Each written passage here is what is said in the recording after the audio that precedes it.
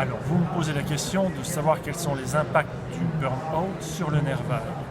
Alors, on va se placer juste avant le burn-out. Qu'est-ce qui se passe? C'est un épuisement professionnel. Alors, c'est vrai qu'il y a du stress nerveux, intense, très intense, et quand on dit du stress nerveux, on devrait parler de stress nerveux au pluriel, parce qu'ils sont de types variés. Et il est sûr que dès qu'il y a des stress qui sont subis par le corps, le nerf vague perd en activité positive et donc réduit les capacités d'adaptation du corps. Et là, on comprend tout de suite qu'on va entrer dans un cercle vicieux, puisque plus je suis stressé, moins je peux m'adapter, plus les choses deviennent ingérables au quotidien, et donc plus je vais être saturé et aller jusqu'au burn-out, c'est-à-dire l'écrasement, l'effondrement nerveux. Par contre, ce dont je voudrais parler, c'est que le burn-out, le fait d'arriver au burn-out ne va pas être forcément uniquement des stress nerveux perceptibles. C'est-à-dire, je considère qu'on perçoit une partie des stress nerveux et il y a une partie des stress nerveux qui sont non perceptibles.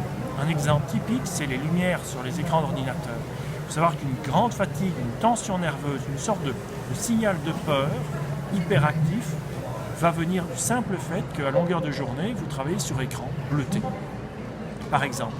Ça peut aussi venir de l'environnement au niveau couleur, l'environnement au niveau du bruit. Donc ce n'est pas forcément dû à du harcèlement ou une sorte de charge de travail trop importante. Ça peut venir aussi de choses plus latérales et plus inconscientes, mais tout aussi lourdes à porter par le système nerveux.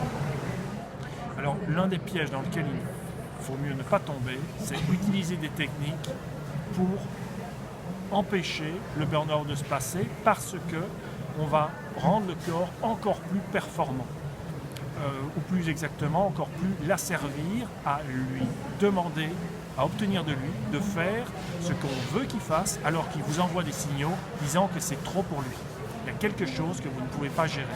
On peut prendre les événements de manière, soit comme des ennemis, soit comme des signaux qui nous veulent du bien, parce qu'ils cherchent à signaler que quelque chose ne va pas. Donc la coach respiration, le travail que je fais par rapport au nerf vague, peut donner des tas de solutions pour alléger le système nerveux et permettre de tenir malgré tout. Je pense que la première chose à faire, c'est se dire, mais enfin, est-ce que ce qui m'arrive là n'est pas un signal que dans ma vie, j'aurai des choses à changer de manière un peu catégorique, des changements, de réorientation professionnelle, oser faire quelque chose que je voudrais faire, que j'aime faire, mais que je n'ose pas faire. Parce que ça, cette sorte de frustration, d'auto-interdiction, c'est un stress nerveux extrêmement lourd à gérer pour le corps. Alors ensuite, si la personne a vécu son burn-out, je pense que la première chose à faire, c'est s'accorder de la douceur. Absolument pas s'en vouloir, parce que ça aussi, ça peut être un stress intérieur. Donc être dans l'acceptation de ce qui s'est passé, considérer que c'est quelque chose qui permet un nouveau départ, un nouveau regard sur soi, et parmi ce nouveau regard, la dimension, accepter d'être quelqu'un de sensible, de fragile. Et pourquoi fragile? Parce que précieux. À partir du moment où vous considérez comme avoir le droit d'être fragile et précieux, la respiration profonde et les respirations élaborées de coach respiration peuvent vous faire énormément de bien, sans forcer, parce qu'il ne faut pas retomber dans quelque chose qui est obligé, avec une écoute profonde de votre corps et de votre cœur.